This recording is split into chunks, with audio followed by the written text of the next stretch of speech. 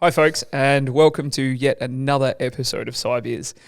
Today I am joined by Mike Varley, who's once again travelled all the way from Edinburgh in the UK. Welcome, Mike. Thank you very much for having me again. I'm glad you decided to have me back after last time. Yeah, absolutely. It was a pretty easy choice, mate. And you've got the TL 2023 t-shirt on, I see. Yes, it is absolutely fantastic. I am a sucker for good vendor merch. Yeah. It's a good job. This is a good one. And Richard Granger, constant guest on the podcast, Digital Forensics Incident Response Lead. Keep on letting me back. I don't know why. And obviously Nick, founder and CEO of Driscoll Labs, and we've both got what we passionately refer to as the Rogue t-shirt. The Rogue, on. that's right. There's a story behind it, folks. Reach out to Jack Rutherford to find out the story. So, Mike, what have we got this time around? You haven't got the beers. You've gotten on the gin bandwagon. No, so Rich keeps on at me about gin. And so we've got the four pillars, the bloody Shiraz gin. I'm told that it is an absolute fantastic gateway gin. Yep, can confirm. So that's it. So we'll see how this goes. Wonderful. I hear you're a gin drinker already, though. Do you know what? Honestly, I wasn't until I started working for Driscoll Labs, and then you guys. And then you heard your boss was a gin fanatic. Well, that was it. You guys invited me down, and Rich was like, "Oh yeah, no." During lockdown, I did like gin review, and I'm like, "Right, okay, I need to like gin." He also told you that he sings a lot of karaoke. Were you into karaoke beforehand, or? Oh yeah, beforehand. Yeah, beforehand. Okay. Usually takes a couple of drinks, and then I will monopolise your karaoke machine. Oh, That's the way to do it. We've noticed. And Rich, you're also on the Four Pillars Bloody Shiraz, which I'm a big fan of. Yeah, it's a good drop. It's fantastic, but considering we're meant to be reviewing different gins, I thought you might go something a little bit more out there. You just wanted to go the old faithful to Old faithful. to help Mike. I'll make sure I've got a new one for next time, and maybe something a little bit more different. Ooh. Yeah, bring the Glaswegian. The Glaswegian. Yeah. Oh, I've got one that I picked up from Hepburn Brewing as well. So yeah, I'm looking forward to that. And speaking of Jack Rutherford, he's been at me for a long time to try the Capital Brewing Co. It's from Fishwick in the ACT. So he's a good old Canberra boy. He's told me that I need to try this one. So Jack, this one's for you, my friend. How's the gin, Mike? I prefer it when I pour it versus when Richard pours it. He does have a heavy hand. Yeah. Sorry about that. Rich, I know you love this one, so I'm not even going to look for the review. Yeah, it's good. Look, Jack is right. This is a nice, crisp, refreshing ale. It's 11 degrees outside, so I'm not sure if I should have gone to the nice, crisp, refreshing ale. I think I should have gone a porter instead for this weather. But still, this will go down well. Gentlemen, cheers to Cybeers. So today we're talking about careers in cybersecurity. It's a big topic. The government went out a few years ago and told everyone we're going to need more cybersecurity professionals and get into cybersecurity. We're going to have a workforce short of a couple of 100,000 people in the coming years. So everyone did this. Everyone went out, and I remember when I did my masters, there were 18 people in my class in Perth, Western Australia. This was in 2008. There were 18 people. It was fantastic. We got one-on-one time from the lecturer. We all had a great time. We had input. Everyone learnt something from each other. I was speaking to someone the other day, and they said there were 800 people in their master's class on average. Big class. It is a big class. So, guys, we're training all these people in cybersecurity. We've got absolutely brilliant analysts coming through, fantastic GRC, great pen testers, architects, D4 analysts, everyone. But everyone we speak to says they still can't get a job in cyber. Why? What's the problem with their industry? So I think for me, particularly moving into like cybersecurity, previous IT experience is a good thing. Having an analyst come in to, say, your security operations center or DFIR who already understands what looks good and looks bad in an AD domain, that looks good or bad from a computer network is advantageous, just helps you kind of hit the ground running a little bit faster. But we told all those people to change jobs and change industries during COVID, right? We told everyone, go and get a degree. Someone posted something in our Slack the other day. There's now courses, get qualified for cybersecurity in 6 weeks and you can make $100,000 per year. Is this just adding fuel to the fire of an industry, of a bit of a money grabbing industry at the moment? Is that what we're seeing? We're seeing people come out of these courses that might not quite be as experienced as we need them to? I think so. Like when I studied cyber forensics at uni, and I did part-time for 4 years, and after graduating, I did the SANS forensics. You are a bit of a SANS guy. 408. I think you've now, got 9? It's now called 500, I believe. How many SANS certs have you got? It's like 7 or something. Oh, I thought it was 9. They're Pokemon, you got to catch them all, right? But like the uni course for forensics was good, but honestly, I felt that I learnt more in a week worth of SANS than I learnt in 4 years of part-time study at uni. I used to be a big fan of SANS. I really did. This is when it wasn't so expensive as well. They're now $11,000 per course. So how are we expecting these newcomers to this fantastic industry? I love this industry, and people might know this. I'm pretty passionate about this. This is all I've ever done, by the way. Some people don't know this. 19 years. I started studying in 2004. It's all I've ever done. Genuinely love it. But I think we have gone a little bit in the wrong direction. We've told all these people to go out and get a degree, but then when they come and ask for a job, we say, well, no. You've not got experience, or you don't have this. I think as well is the lack of true entry-level roles. Yeah. A lot of so-called entry roles in cybersecurity are demanding, formal education at university and then potentially 4 to 5 years experience in a certain technology stack, which is not going to be the case for a recent graduate, and is potentially, indirectly discriminating and putting people off. You're not going to get a fresh graduate who's able to meet that bar. And if you're asking for formal education with X amount of years on top, that's then, people have to be a certain age to have met that in the first place. Yeah. Look, and I think it's a reflection of the industry, right? So when I first got into this, I was very fortunate to be taken on by a consulting company who I then went out to a bank.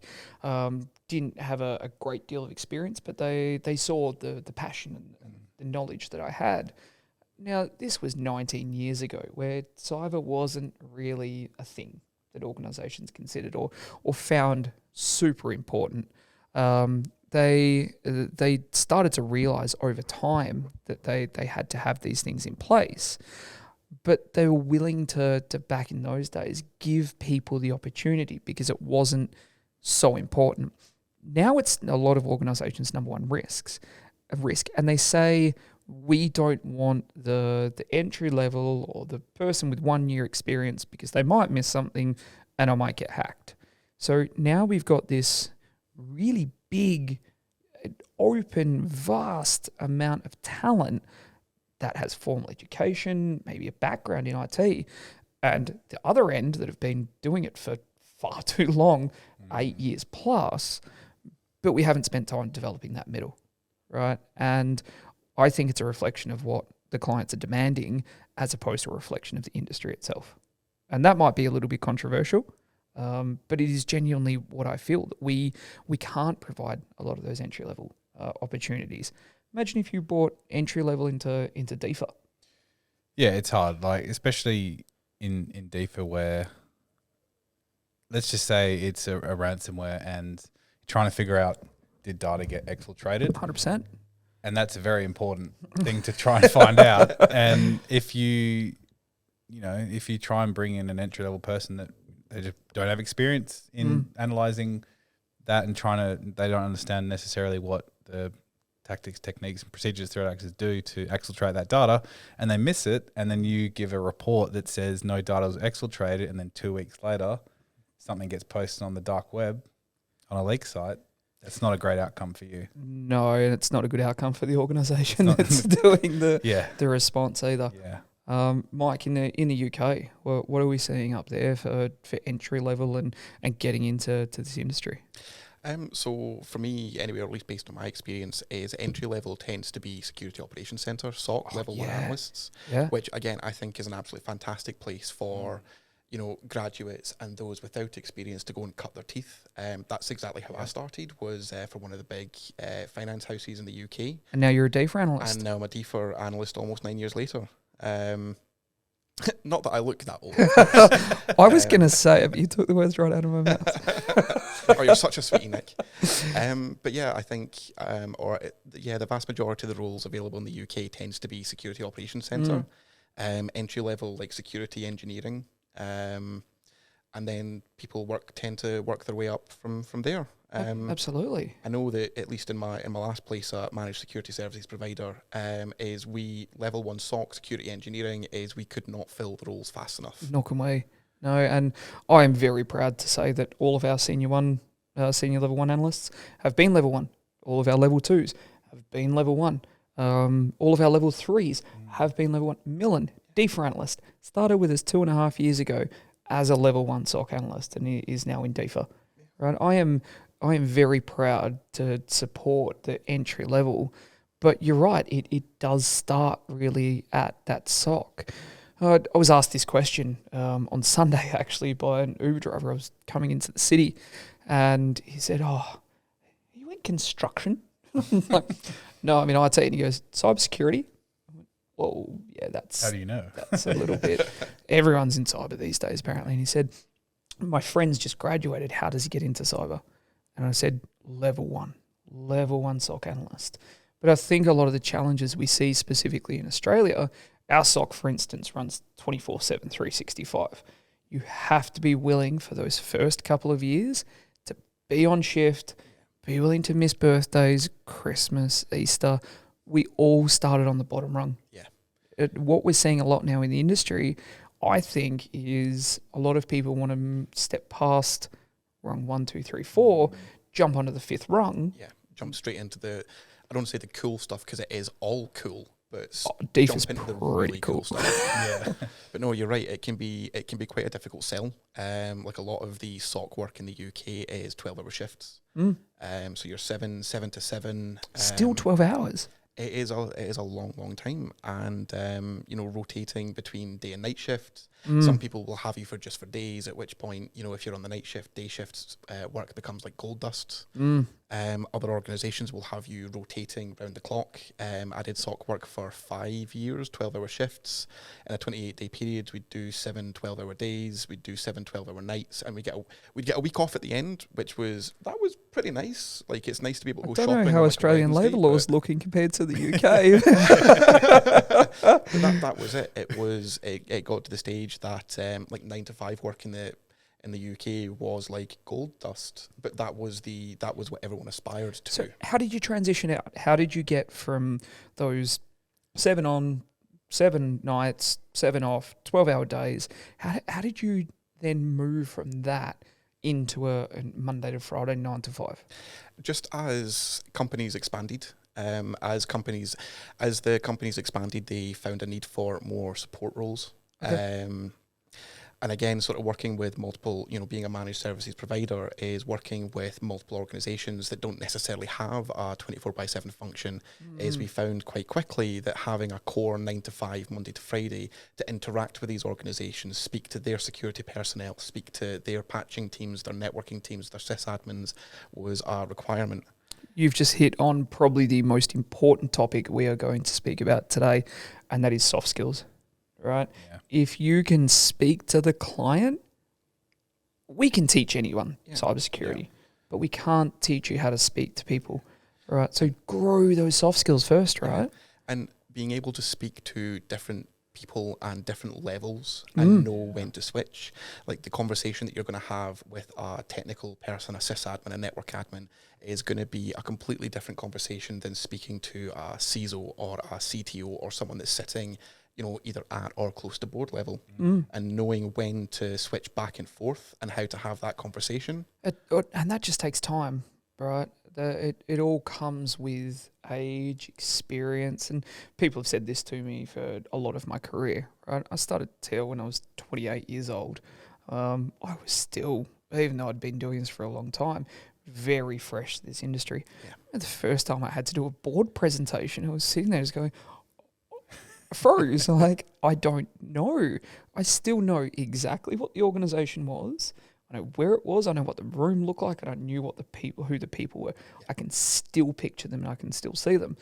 Now I do this almost every day, every second. Yeah. It just becomes that time and skill and repetition, and that's not just with those communications. That's the same as everything in life. Yeah. Rob Barry says it takes 10,000 hours to master anything. You're genuinely never a master. You're always practicing. You're always training. You're always learning. And I think that's what people need to realise in cyber. What we do, in my opinion, again, controversial, is not hard. I would agree. But I think it also takes a lot of experience and a lot of knowledge to build up to that stage. Exactly. Yeah. Where Inch deep, mile wide. Yeah. Right? And you've got to decide what you want to do. A lot of people come to us and say, I want to now move from my master's degree into cyber. Do you want to be in advisory, engineering, pen testing, SOC, DEFA? Well, we compliance, see a governance. lot of SOC applications when they're like, I'm number like 1% top. Oh, to hack the box. Hack the box. It's like that's awesome, but What do you what want to about do? Blue Team Labs Online? Like, you want to do Blue Team? Oh, yeah. I mean, Great platform. like honestly, like having the understanding of how an attack is done and that like pen tester, red team, offensive kind of point of view is very important. But also, like if you concentrate on Blue Team, Yeah, 100%. And know where you want to go. Yeah. If you want to be in blue team, is the hack the box really important? The one that I always struggle with, I'm an advisory guy from back in the day. I used to love policies, process and procedures. PDFs. PDFs. I knew you were going to say that 100%. You tell me all I do is write PowerPoint presentations and drink coffee, which is not far from the truth. advisory does these more than days. that. I take a lot of phone calls as well. But now I love being in the DEFA team. And the reason I love being in DEFA is because I can apply that back across to the advisory team. Yeah. And I can take real world examples of what we're seeing in DEFA. Like, you've got a NAS over there. It's externally facing to the world. It's got a backup of your CRM before you move to the cloud. Bad idea. Whereas if I hadn't gotten that, maybe wouldn't have been able to apply it. But advisory is still that area where I think there's the big struggle, because you can look at BTLO, right, for a blue teamer. You can look at hack the box for a pen tester. Yeah. Advisory is still that really hard thing, but it does take a special character to want to write policies all day, every day. It's a different field, and it takes all of these kinds. Yeah. And I think if you're wanting to get into cyber, especially going into the advisory world, it's a bit of a mindset change. You're writing the strategy and the roadmap. You're informing the client of why they need a pen test, why they need a SOC. You're getting to speak at that board level. So it's then elevating yourself out of the weeds. You don't need to know how the EDR runs and what process creation logs are, even though I do now. Thanks, mate. Appreciate it. You can pick up those skills over time, but if you're able to look at something holistically and develop a strategy off the back of that, you're going to do well in the advisory space. Yeah. So, Rich, how did you even get into cyber? So I always enjoyed computers, and I also liked investigation side of things. And then my mum's a teacher, and one of her students is like, I'm going to go study cyber forensics. And I heard that. I'm like, I want to do that too. Cool. That sounds pretty cool. I want to do cool stuff. Yeah, so I think it was like 2008, enrolled in Perth and got my degree. And then also in like 2012 in Perth, not a lot of cyber forensics roles going. Not a lot of cyber in general. Yeah. I was fortunate to be in one of the biggest banks there. Yeah. I think we recruited 90% of the cyber professionals. Wow. Yeah. It was insane. That bank just took everyone. Yeah. So it was kind of, hard to try and find that That role. I hear. So I worked like help desk and stuff while I was at an ISP while studying, and then So you got a technical background? yes, and I think that also helps a lot with we're talking about soft skills and things like that, like help desk. Oh, yeah. Yeah, like people ringing up, why isn't my internet working? Yeah. Getting very, very angry. Very angry. Um, And this was back in the day when the internet would go down Yeah, I regularly in got to Perth. turn it off and turn it on again. And that, like, honestly, that helped a lot of the time. 90% of Um, all tech problems. Yeah.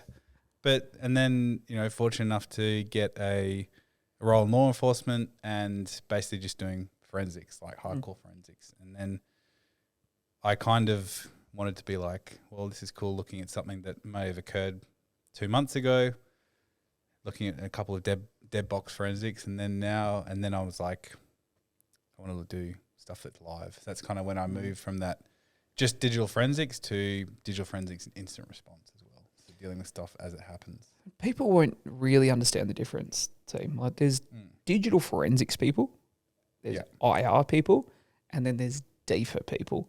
Yeah. What is the difference between DF, IR, and DFA? So DF is basically looking at evidence sources, acquiring it, analyzing it, understanding what it means, and then reporting on it. And then incident response is basically handling an incident, like something really bad has happened, and you need to figure out how to respond to it. Who do you engage? How do you deal with it? Things like that. And then DFR is combo of both of them. So being able to understand, like we've got a ransomware incident that's just happened, and be able to understand from the business's point of view what's happening, but also understanding it from that digital forensics point of view, be like, we need to get these sources of evidence and get them across to analyze and start understanding and get them in our tool sets and exactly start investigating. Yeah, but being able to like balance the two. So your goal is to preserve evidence and be able to analyze and understand what's happened, but you also want to get that organization back online as soon as possible. So, Mike, hearing all of that, 2 years ago, everyone wanted to be a pen tester. Like literally, we talked to everyone during the interview. What's your eventual goal? I want to be a pen tester. Always, always. Probably in the last 6 months, 12 months ago, we saw a shift. Now, in the last 6 months, 90% of people, I want to be in DFA, right? So people are watching this and they're looking, going, awesome. Got 2 DFA analysts here. They're into this. One started in a SOC, one was at an ISP. I'm watching this and I go, great, I've just graduated from uni with a master's degree. What do I do? What do they do? I don't know. It's a challenging one because we've not long just spoke about how a lot of entry-level roles aren't actually entry-level roles. And for someone that's just graduated with a master's who's potentially been in education for 5-6 years, maybe even slightly longer, it can be a bit disheartening to think about a level 1, potentially going in as level 1.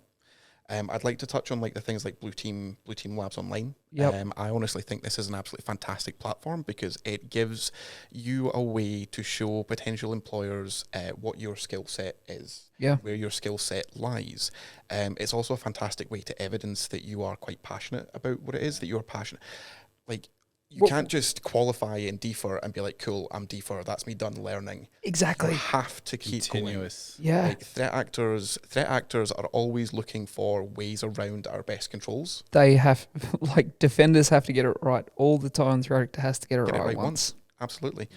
And I think that's where platforms like Blue Team Labs Online can come into play because it gives you an opportunity to showcase to potential employers, one, that you're passionate, that you are really into this and this is where you want to be and what you want to do. It gives the opportunity to showcase where your skill set lies. Maybe you're particularly good in some areas, maybe you're particularly good in other areas, but it also gives you the opportunity to identify where gaps are in your own knowledge. Maybe you're particularly good with seams like Splunk or Elastic, and you're not so good when you don't have those tool sets. Platforms like BTLO give you the opportunity to explore, to learn, And then, again, turn around to an employer and say, well, actually, when I first started this, I was really good here and realised I had a bit of a gap there. I've worked at this, and you can see through my profile, you can see what I've done, you can see what I've been up to. Here's how I've gone to close those gaps. And I think that drive is something that's very, appealing to employers. As we've said, we've touched on already, a base level of knowledge is fantastic, but if you are someone who can demonstrate an interest in learning, a passion for the industry, a passion for helping people, that's what's it is helping people in the day, isn't it? Yeah. That's it. I think it's really easy to look at some of these organisations that have been ransomwared and go, aha, that was absolutely their fault. They absolutely got what was coming to them. But what a lot of people don't realise is that a lot of people depend on that organisation still being there tomorrow to keep a roof over their heads, to keep food on the table. And I think that's definitely what attracted me to DFIR. Is helping these organisations. These organisations are going through their darkest hour, and here we are, the DFIR team holding the light, standing next to them saying, we're going to get you through this. It's okay. Yeah. It's okay. We're here to help you. We are going to get you through this. Yeah, and for on BTL, we can't keep on saying those letters enough, right? Love the platform. I came about it one day when I was Googling Cyber Rangers. A couple of years ago, when I was like, hey, there's Hack the Box, there's all these things for the offensive side. What about defensive? We actually use it as a recruitment tool. So I remember when you went number one in, I think it was Australia or the world, you were chasing it pretty hard. Yeah, Jeremy and I had a bit of a rivalry. And then I got too busy. Shout out to Jeremy. It's good fun. We tried to hire him actually. So we did actually use the platform to look through it and say, hey, who's number one or number two in Australia right now? Because you were number one for about 13 minutes. Yeah. Never let you forget. Yeah. But then we looked and said, okay, well, who's close? Who's in that realm? So we really do use these platforms. But now we don't only use it for that. We use it as a technical challenge for all of our interviews. So people that are watching this going, okay, what is the interview process with you guys? Well, in a SOC position, you have the initial interview, and then so you have the chat with people and culture or recruitment. Then you have the technical interview with one of the level 3 SOC analysts. Then you'll go into a BTLO challenge. So being on these platforms to demonstrate that also demonstrates to us what your capabilities are and where your skills are. We rely on that because so many times in the past, we'd look at someone and say, hey, you've got great skills. And then they get in, they're like, it's just theoretical. It's not actually applied. So it's really important to be on these platforms. And then it's the same with Hack the Box, right? In the offensive side, we rely on CPSA, CREST, OSCP, all these kinds of certifications because I feel like the offensive industry or the offensive segment is a lot more mature than both defensive and DFIR. Yeah. There's a lot of companies who've spent a long time developing these platforms that the blue team's finally gone, oh, we need to catch up. But that's because blue team is still such a young industry. And this is why I think it's now a breeding ground for future security professionals, not just SOC analysts, DFIR analysts. There's plenty of level 1 SOC analysts I speak to and I say, what do you want to do? And I say, I want to be a CISO. Great, you have the technical knowledge. And I just genuinely do believe that anyone who is in cyber that doesn't have at least a technical background or technical knowledge is going to struggle. Yeah. And that might be controversial to some people. I know a lot of organisations are saying advisory consultants come in off your 6-week course and you can be an advisory. I mean, one of the best analysts or consultants that I ever met actually one of the best analysts and consultants, analysts that went to consultant I ever met had a degree in mechanical engineering. But what we found is that tends to be the exception rather than the rule. Technical. There is no substitute for a little bit of technical knowledge. No, there's not. At least being able to understand what your findings are and Yeah. why is it important. Again, I'll come back to it. That NAS is on the same segment as the externally facing server. It's domain joined as well. And as domain joined. Oh, wait, and we share credentials. That's another Cybeers. I think we've already spoken about that numerous times. But advisory consultants need to have this background. And it's why we've made sure our advisory team lead has come from a technical background, and our advisory consultants do work very closely then to get that skill and to get that knowledge. Now they can start coming in. We've just approved them to come in and sit on some defer phone calls, to sit on some war games, because this cross-pollination of knowledge is so valuable and so important. Absolutely. I mean, if you're in advisory and you're trying to advise a board on risks and controls and things, you need to be able to translate that from real world experience. You know, it's no longer acceptable to be like, oh, you should close this gap. Why? Oh, because Qualys says it's 5 out of 5. You know, you need to be able to actually explain it to people. Yeah. Even vulnerability management, right? So an advisory consultant could come in and say, you've got 376 critical vulnerabilities. Okay, but... Great, how does What that do they help mean? me? Yeah, okay, but if I'm a good CISO, that's segmented off. That's got an EDR. We've got controls around That that. doesn't have PII. That, it's sitting behind a DMZ. Good luck getting to it. Unless you can speak at that kind of level, you can just walk in and say, oh, you've got vulnerabilities everywhere. Great. So, Yeah. and that comes back to being able to speak risk, right? And we need more people coming into the industry that do have those soft skills and the ability to communicate. Technical background, absolutely fantastic. If you've got soft skills and a tech background, Perfect. reach out. Yeah.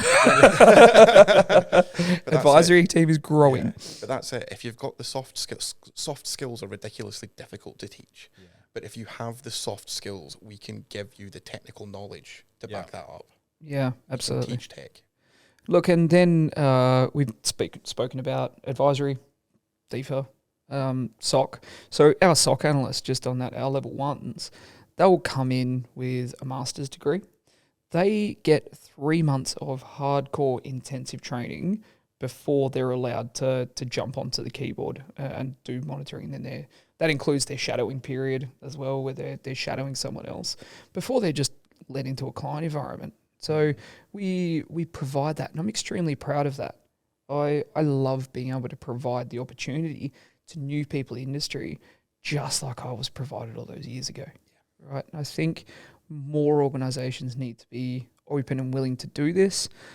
We've got a discussion later this week around how we look to bring in more grads, whether that be an intern program, what that looks like to support this community in this industry more and more. But I think a lot of the big organisations aren't doing enough to support the industry and the newcomers to the industry. I genuinely do. So we've spoken advisory, SOC, pen test, engineering, right? I want to get into security engineers, looking for security engineers as well, by the way. Always. Always. I think I mentioned that at all hands. And I said, yeah, we've just filled the engineering position that we had open, but we're looking for another engineer. So I'm here and I want to become a security engineer. Rich, how do I do it?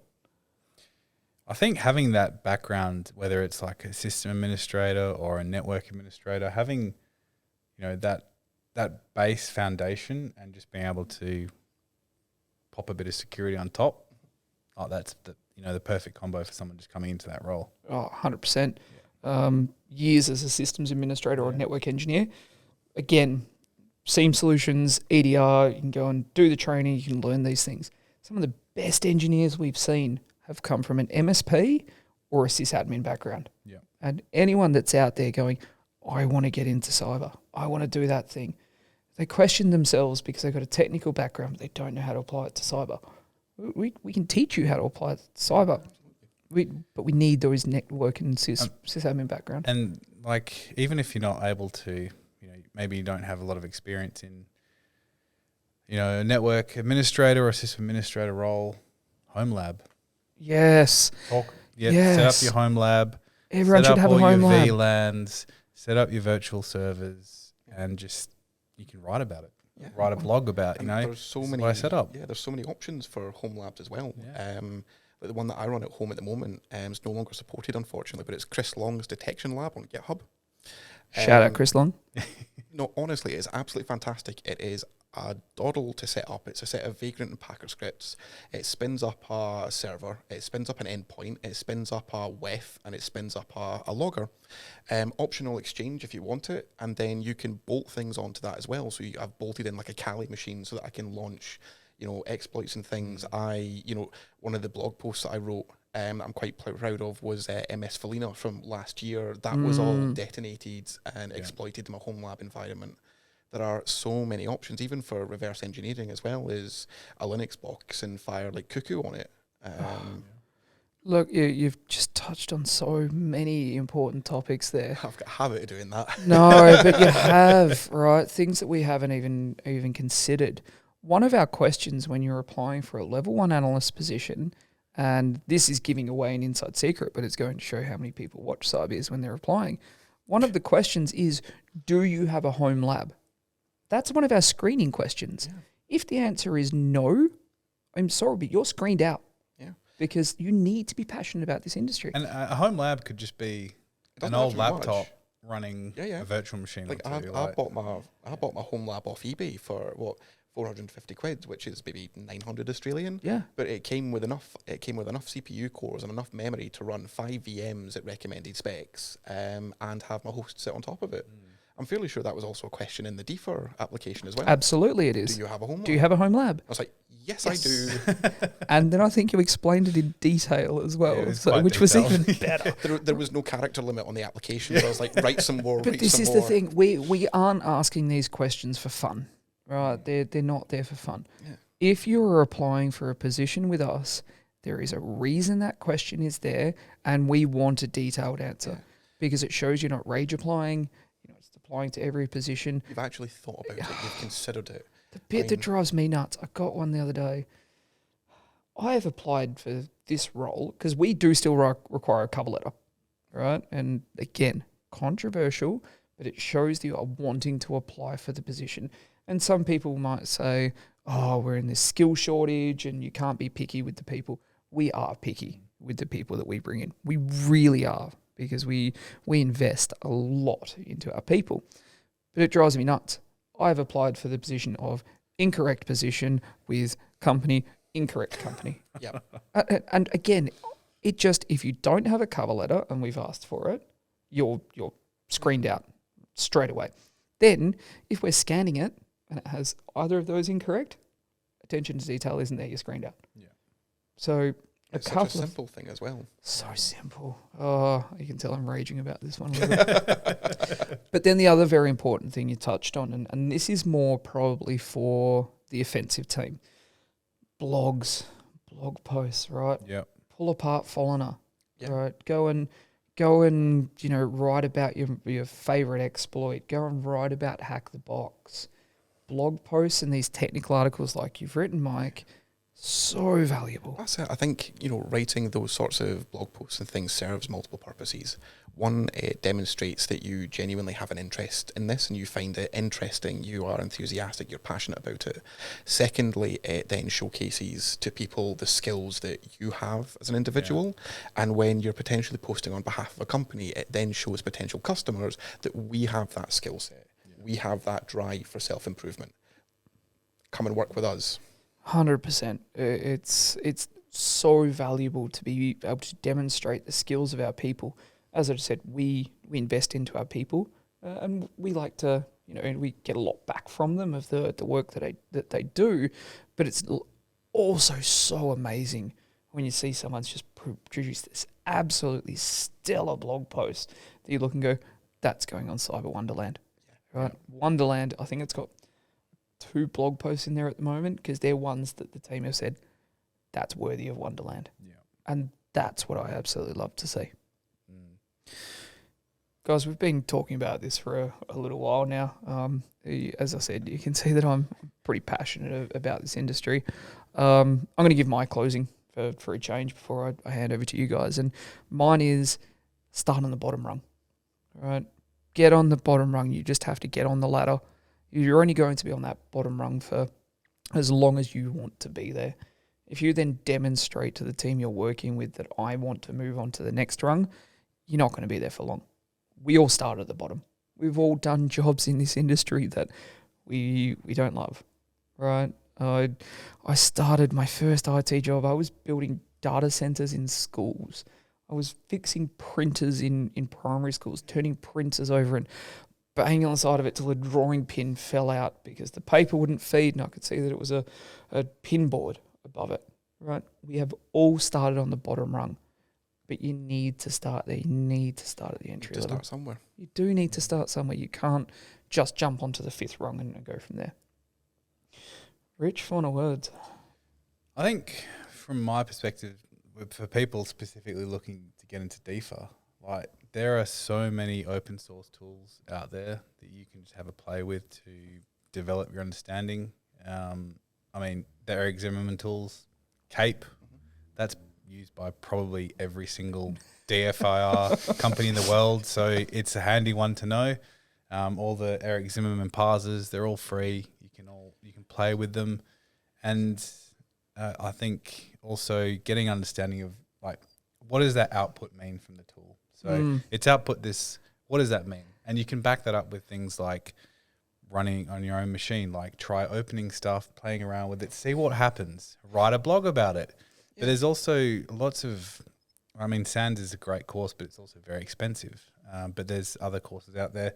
13 Cubed on YouTube has a fantastic playlist. They've also released a Windows Forensics course, which is a lot more appealing in terms of cost compared to SANS.